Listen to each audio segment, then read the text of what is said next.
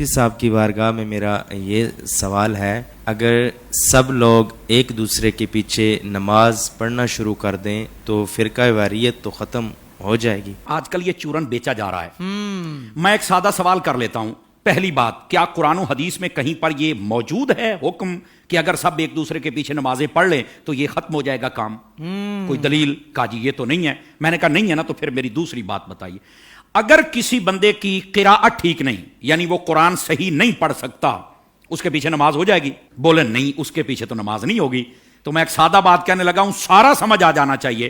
جس کا قرآن ٹھیک نہیں ہے، جب اس کے پیچھے نماز نہیں ہوتی، تو جس کا ایمان ٹھیک نہیں ہے اس کے پیچھے ہماری نماز کیسے ہو جائے گی؟ کیا کہنے علامہ صاحب۔ بات دراصل یہ نہیں کہ کس کے پیچھے نماز پڑھنی، بات یہ کہ جو مصلی پر کھڑا ہے نا، آپ نے دیکھنا اس کا عقیدہ بھی درست ہے کہ نہیں ہے۔ جی جی جی جی جی میں آپ کو اس سے بھی ایک سادہ مثال دے دیتا ہوں۔ دیکھیے، ہم پیچھے کھڑے ہیں، ہم نے کہا پیچھے سے امام کے اللہ اکبر، بھائی جو مصلی پہ کھڑا ہے حضرت، وہ بھی تو دیکھو نا یہ کس امام کے پیچھے ہے؟ آیا کہ یزید کو امام کہنے والا ہے یا حسین کو امام کہنے والا ہے؟ کیا کہنے، تو ذرا اس بات کو سمجھو نا۔ حالانکہ جب حضرت امام حسین کو ہم امام کہتے ہیں تو ہم بیچ میں صحابہ کرام علیہم رضوان کا لحاظ بھی رکھتے ہیں، یہ یاد رکھ لیجئے۔ لیکن میں نے ایک اشارہ دیا ہے۔ آقا کریم علیہ السلام نے ارشاد فرمایا، ان اللہ اختارنی واختار لی اصحابی واختار لی منہم اربع۔ فرمایا اللہ نے سب سے پہلے میرا انتخاب فرمایا، میرے بعد میرے صحابہ کا انتخاب فرمایا، پھر میرے لیے ان میں سے 4 کو چنا، حق 4 یار بھی آ گئے، ٹھیک ہے۔ پھر اس کے بعد فرمایا، اس کے مختلف پہلو آگے ہیں، مختلف الفاظ و طرق و سند، یہ روایت ہے، لیکن ایک روایت یہ بھی ہے، فرمایا ان قریب ایک قوم آئے گی، ینتقصونہم ویسبون اصحابی، جو میرے صحابہ کرام میں سے نقص نکالے گی، عیب نکالے گی اور گالیاں دے گی۔ فرمایا جب یہ آئے تو حضور ہم نے کیا کرنا ہے؟ فرمایا لا تواکلوہم ولا تشاربوہم ولا تسلموا علیہم ولا تصلوا معہم ولا تناکحوہم، او کما قال علیہ السلام۔ میرے آقا کریم علیہ السلام نے فرمایا نہ ان کو سلام کہنا ہے، نہ جواب دینا ہے، نہ رشتہ دینا ہے، نہ لینا ہے، نہ روٹی پکا کے ڈالنی ہے، نہ ان کے ساتھ کھانی ہے۔ اور میرے نبی کریم علیہ السلام نے فرمایا مر جائیں تو جنازہ نہیں پڑھنا، ان کے ساتھ نماز نہیں پڑھنی، سمجھ آ رہی؟ ان کے ساتھ نکاح نہیں کرنا۔ تو میں نے کہا یہ ہمیں چورن مت بیچو، ہم نے حضور کی حدیث پڑھی ہوئی ہے۔ اگر کوئی چاہتا ہے کہ ہمارے سامنے کھڑا ہو کر ہمارا امام بنے، امام بننے سے پہلے بندہ بن کے مجھے یہ بھی بتائے تیرا نبی کے بارے میں کیا عقیدہ ہے، تیرا صحابہ کے بارے میں کیا عقیدہ ہے، تیرا افضلیت صدیق اکبر بکار بارے میں کیا عقیدہ ہے، تو کل صحابہ کو جنتی مانتا ہے یا نہیں مانتا، تو نبی پاک کی اہل بیت کے بارے میں کیا کہتا ہے، یہ سارے عقیدے مجھے بتا دے، میں تیرے پیچھے کھڑا ہو کے نماز پڑھ لوں گا۔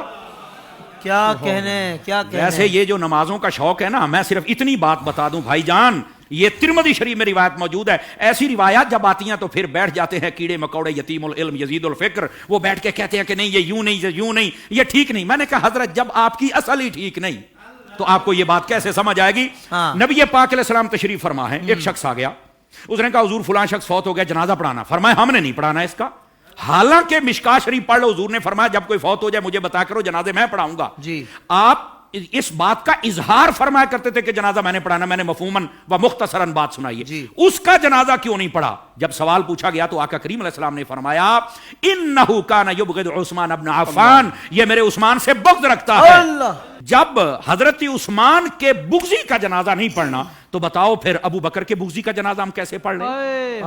بتائیے کیسے ہم ان کے پیچھے نمازیں پڑھ لیں اور ان کے آگے کھڑے ہو کر ان کے جنازے پڑھائیں اور ان کے ساتھ ہم پیار کی پینگیں چڑھائیں اور ہم ان کو جفیاں ڈالیں؟ بھائی ان سب کو سمجھنا چاہیے یہ ڈائریکشن ہے، سیدھی سڑک یہ شفاعت نگر کی ہے، اس سڑک پر آ جائیں جس کا نام راستہ اہل سنت ہے، ہم تمہارے پیچھے کھڑے ہو کر نمازیں پڑھنے کے لیے تیار ہیں۔ تو جب عقیدہ ہی واضح نہیں ہے تو آڈی پنجابی کہندے نے ویکھ کے زہر تو کوئی نہیں پیندا۔ حضور شاہ صاحب ہماری پنجابی ویکھ کے زہر تو کوئی نہیں پیندا، تو پھر ہم تو نہیں پی سکتے۔ ویسے اگر کسی کو زیادہ شوق ہو نا، بس نہیں وہ قرآن پڑھتے ہیں تو چھوڑو جی چھوڑو، داڑھی بھی ہے تو چھوڑو جی چھوڑو، مصلی پہ ہے، تو میں نے کہا آبا صاحب اللہ کی تفسیر اٹھا کے دیکھ لے، یہ تیرا شوق بھی پورا ہو جائے گا۔ حضرت حافظ صاحب ہوا یہ کہ حضرت فاروق اعظم کا زمانہ اقدس ہے، ایک قریب محلے میں امام آ گیا، اس کو نماز کے لیے ہر نماز کے اندر جب وہ قرات کرتا ہے تو آبا صاحب تولا پڑھتا ہے۔ لوگوں نے کہا بھی اور قرآن نہیں آتا؟ کہتا آتا ہے۔ تو یہ کیوں پڑھتا ہے؟ کہتا مزہ آتا ہے۔ اچھا، انہوں نے کہا ذرا حضرت فاروق اعظم کی خدمت میں لے کے چلے۔ حضرت فاروق اعظم کو بتایا، آپ نے طلب فرما لیا، واقعہ لمبا ہے، آپ نے طلب فرما لیا۔ آپ نے جب طلب فرمایا تو آپ نے کہا کیوں پڑھتا ہے؟ کہتا ہے مجھے نا اصل میں مزہ آتا ہے، اس لیے کہ اس میں معاذ اللہ اس کی سوچ دیکھو، پڑھ سب کچھ رہ گئے لیکن سوچ دیکھو اس کی۔ اس نے کہا جی بات یہ ہے کہ اللہ نے اپنے حبیب کو یہاں جھڑکی پلائی ہے تو مجھے بڑا مزہ آتا ہے اس پر استغفر اللہ استغفر اللہ. یہ خارجیانہ سوچ تھی. سمجھ آ رہی ہے میری بات کی؟ یہ توہین کی سوچ تھی. یہ کامل و اکمل لوگوں کا یہ شیوہ ہی نہیں ہوتا. اور ایسی جو ہمارے سامنے مثالیں ہوتی ہیں نا وہ ہمیں سمجھنے کے لیے مثالیں ہوتی ہیں. اور پھر ایسے لوگوں کا حشر کیا وہ بھی سننا ذرا. ٹھیک ہے. حضرت فاروق اعظم نے اچھا تجھے مزہ آتا ہے؟ کہا بالکل. آپ نے تلوار منگائی اور 2 ٹکڑے کر دیے اس کے. آپ نے فرمایا والضحیٰ پڑھ کے تجھے مزہ نہیں آتا؟ وما ارسلناک الا رحمۃ للعالمین پڑھ کے تجھے مزہ نہیں آتا؟ انا اعطیناک الکوثر پڑھ کے مزہ نہیں آتا؟ ورفعنا لک ذکرک پڑھ کے مزہ نہیں آتا؟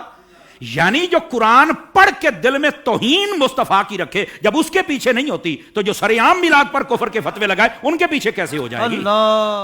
سوشل میڈیا پر اسلام کی صحیح تعلیمات جاننے کے لیے ابھی حافظ سائر قادری کا نیا YouTube channel Islamic digital studio subscribe کر لیں اور ہاں نوٹیفیکیشن بیل آئیکن کو بھی پریس کر لیں تاکہ ہماری نئی ویڈیوز آپ تک بر وقت پہنچ سکیں.